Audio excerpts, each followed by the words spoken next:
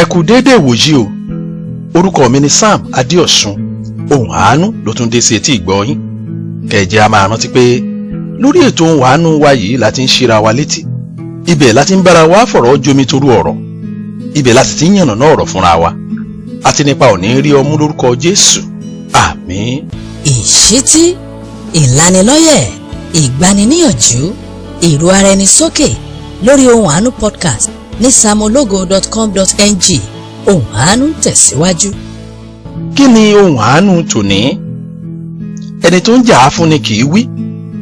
Ẹni tó ń ṣe èèyàn kì í fọhùn. Ṣùgbọ́n ẹnìkan bẹ lágbede méjì, afúnnu ló ń jẹ́.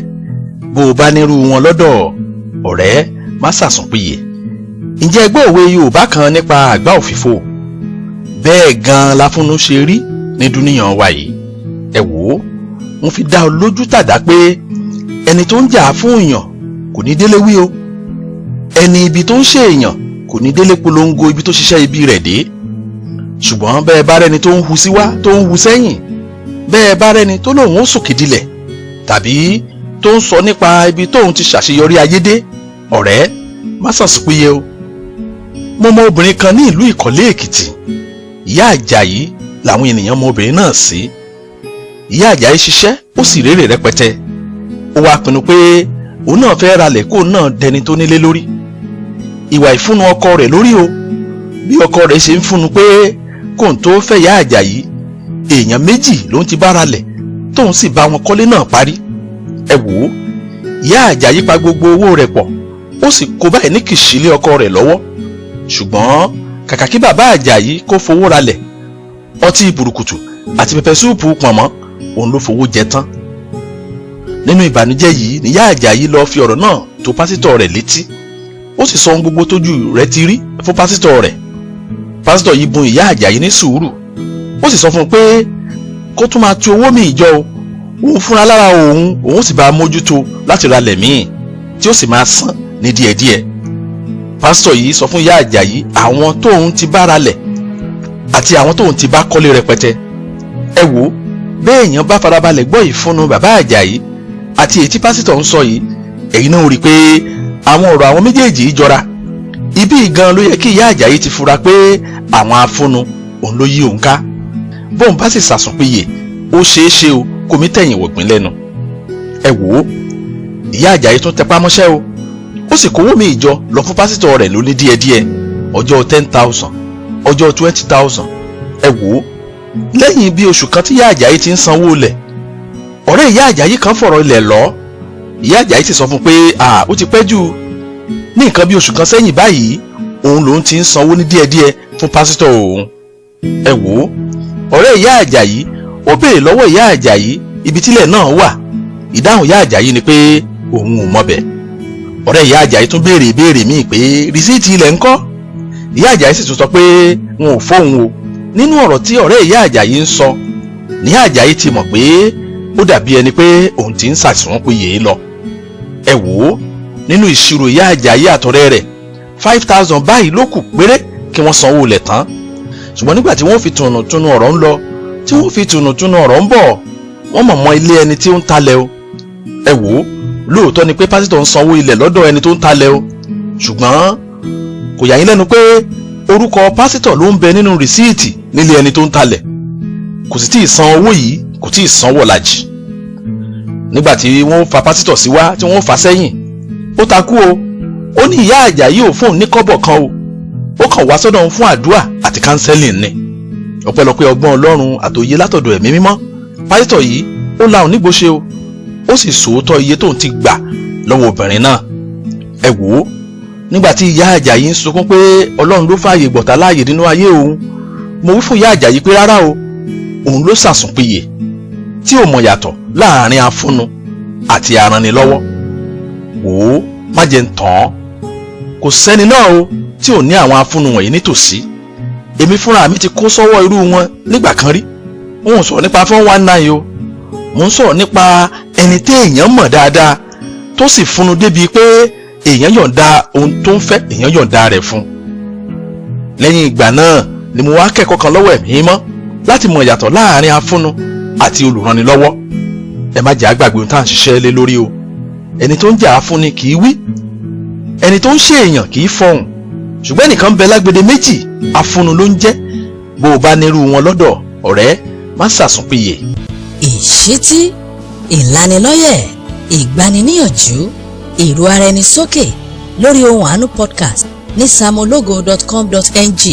Ohun Àánú tẹ̀síwájú. Nínú ṣọ́ọ̀ṣì kan tí mo ti ṣiṣẹ́ ìránṣẹ́ rí ní àwọn ọdún kan sẹ́yìn, ìyá kan mú ọmọ rẹ̀ obìnrin wá kí n bá òun gbàdúrà fún un nínú àwọn ìpàdé àwọn pásítọ̀. Ìyá yìí sọ pé ọmọbìnrin yìí ó ń ṣe bí àwọn ọmọ ẹlẹ́gbẹ́. Mo wòye irú pásítọ̀ tí mo lè pè mọ́ra fún àdúrà deliverance fọmọ náà. Pásítọ̀ kan wà láàrin wa tó máa ń sọ nínú àwọn àdúrà àgbàpọ̀ tá a jọ máa ń gbà á papọ̀ bágbára Ọlọ́run ti pọ̀ tó lára òun. Mo sì rò nínú ọkàn mi pé bí n bá pe pásítọ̀ yìí mọ́ra nínú iṣẹ́ àdúrà náà, iṣẹ́ náà ó tètè yá. Ṣé ẹ ṣáà mọ̀ pé mo ti sọ tẹ́lẹ̀ pé kò sẹ́ni tí ò ní àwọn afúnnu wọ̀nyí lọ́dọ̀.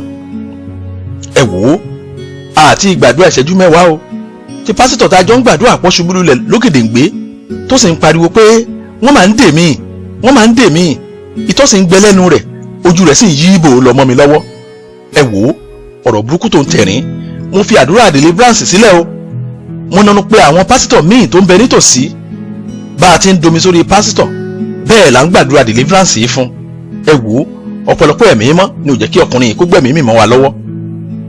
Ṣé ẹ wá rí báyìí pé béèyàn bá láfúnnu lọ́dọ̀, òun tọ̀ wọn ò gbọdọ̀ ṣàsùnpìyè. Ẹ wò ó, má jẹ́ ń tàn ọ́, bí ìwà ìfúnnu yìí bó ṣe wà láàrin àwa kìrìsìtẹ́nì, bẹ́ẹ̀ náà ló wà láàrin àwa pásítọ̀ o. Bẹ́ẹ̀ bá láwọn pásítọ̀ kan tọ́lọ́run ń lò, ohun àkọ́kọ́ tẹ́ kọ́kọ́ bá pàdé nínú ọ̀rọ̀ ẹnu wọn ní ìwà ìrẹ̀lẹ̀. Bí bàbá mi kan nínú Olúwa tó bá fẹ́ bẹ̀rẹ̀ ìwàásù rẹ̀, á wí pé ògo ni fọ́lọ́run lókè ọ̀run. Mo tún wí lẹ́ẹ̀kan sí pé ògo ni fún Elédùmarè. N ò kúkú dárúkọ ẹnì kankan. Bẹ́ẹ̀ bá tún gbọ́ ọ̀rọ̀ ẹnu bàbá mi kan nínú Olúwa, ẹ máa gbọ́ pé let somebody shout hallelujah. Èmi ò dárúkọ ẹnì kankan o. Ṣùgbọ́n nínú àpẹẹrẹ méjì tí mo sọ yìí, ẹ farabalẹ̀ gbọ́ ọ̀rọ̀ ẹnu wọn. Ẹ rí i pé nínú gbogbo ọ̀rọ̀ ẹnu wọn ṣe ni wọ́n fògo fọ́lọ́run alààyè. Bí wọ́n bá sì fún wọn láàyè kí wọ́n sọ̀rọ̀ wákàtí 7, ìwà ìfúnnu kò ní hàn nínú iṣẹ́ ìránṣẹ́ wọn. Ṣùgbọ́n bẹ́ẹ̀ bá rẹ́ lòmíì nínú iṣẹ́ ìránṣẹ́, wọn ò kúkú dárúkọ ẹnikẹ́ni, wọn máa bẹ́ gìlà bí àwọn tó ń ṣe jìmnástíìkì, wọn máa gbọ́n rí bí ìgbà tẹ́nìkan fi rìmóòtù yí agbárí onírun wọn, wọn máa sọ̀rọ̀ bí ìgbà táwọn àtọ́lọ́run wọn jọ jẹ́ kílásímèètì papọ̀. Àwọn míì nínú wọn, wọn tiẹ̀ sọ̀rọ̀ bí ìgbà tó jẹ́ pé àwọn gan-an ló ní ìdáhùn àdúrà lọ́wọ́. Mo ń wo pásítọ̀ kan láwọn ọdún kan sẹ́yìn, ó ń sọ fún àwọn ọmọ ìjọ rẹ̀ pé agbára wà níbi tó wà lára òun sì ti gbé agbára mì. Ẹ wò ó tẹ̀síwájú nínú ìfúnnu rẹ̀, ó wí pé òun ṣẹ̀ṣẹ̀ dé láti òde lọ́jọ́ kan, bóun ṣe wọnú ilé bẹ́ẹ̀ ni ìyàwó ń sá jànàjànà tó pè wọ́n pé àkọ́bí òun ó ń pọ̀ káàkú lọ́wọ́. Nígbà tóun fi wọlé láti débi tọ́mọ náà wà, pásítọ̀ yìí tẹ̀síwájú ìfúnnu rẹ̀ pé àkọ́bí òun ó ti mí kanlẹ̀, ó sì kú fínfín. Ẹ wò ó, pásítọ̀ yìí tẹ̀síwájú sọ fáwọn ọmọ ìjọ rẹ̀ pé ìyàwó òun fẹ́ máa pariwo, bẹ́ẹ̀ ló sì bú sẹ́rìn. Òun sì pàṣẹ fún un pé kò gbọ́dọ̀ kígbe síta o, kó kọ́kọ́ lọ bá òun ro àmàlà gbígbóná wá àtọbẹ̀ ẹ̀gúsí, kóun kọ́kọ́ jẹ kóun tó rí tọmọ kan rò. Ẹ wò ó wí pé lẹ́yìn tóun ti jẹ àmàlà tán, òun sì mú mi tútù, òun wọ yàrá tọmọ náà wà lọ, ó ti ń gan, òun sì fà lọ́wọ́ sókè báyìí. Ẹ wò ó, ọkùnrin yìí tẹ̀síwájú ní ìfúnnu rẹ̀ pé ọmọ náà dìde lọ́gán, ó sì bẹ̀rẹ̀ sí bá àwọn àbúrò rẹ̀ ṣeré. Ẹ gbọ́ ẹ̀yin alábiyamọ, ọmọ ò ní kú mọ́ yín lórí olórúkọ Jésù.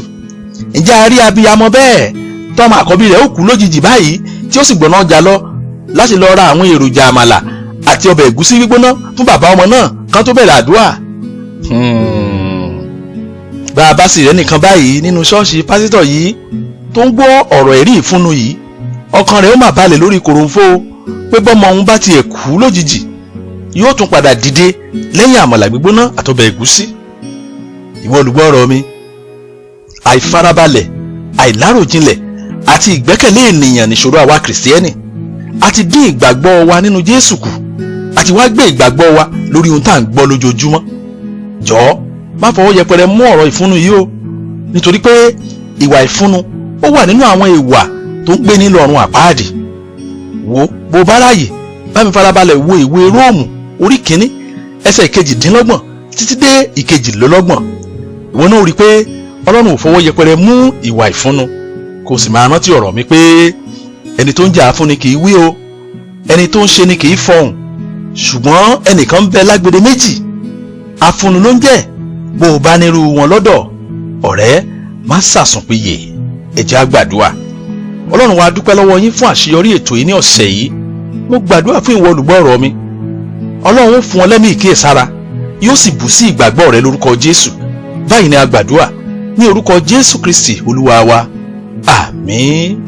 fún ẹ̀kúnrẹ́rẹ́ àlàyé àbẹ́ níbèrè ó sì jẹ́ ẹ̀bẹ̀ àdúrà ni pé Pásítọ̀ Sam Adéọ̀ṣun sórí nọ́mbà yìí 0809 66 799 72 tàbí kó o lọ sí samologo.com.ng láti lè rí àwọn ọ̀nà tó lè bá wọn fọ̀rọ̀ jómitoro ọ̀rọ̀. títí dọ̀sẹ̀ tó ń bọ̀ ẹ máa gbé nínú àánú Ọlọ́run.